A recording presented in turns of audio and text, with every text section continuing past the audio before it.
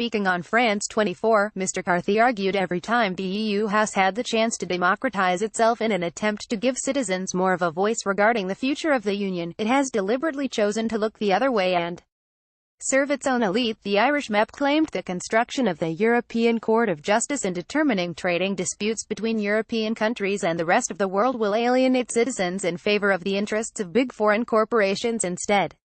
He said, every time that the European Union has an opportunity to democratize, it chooses the other path. If you look at, for example, the EU very aggressive trade agenda at the moment, central to that is the creation of a court system that will be denied to citizens and will be actually only accessible to foreign multinational corporations.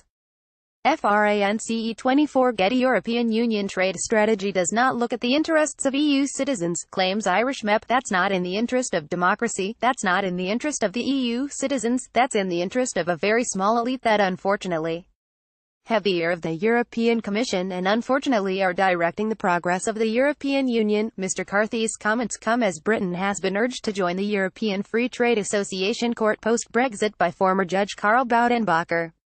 Mr. Boudenbacher claimed EFTA would be a solution to Brexit for the UK, insisting the court shared the same values as Britain and would allow the country to remain sovereign.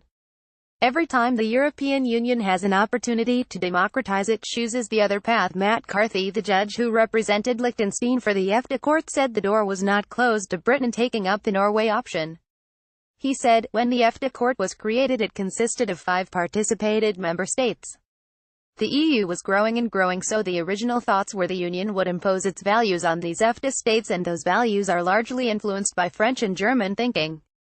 Not so much by Nordic thinking or British thinking. Yet, EFTA had been around for more than 30 years, and EFTA has its own convictions, its own values. For instance, they believe in free trade. They believe in open markets.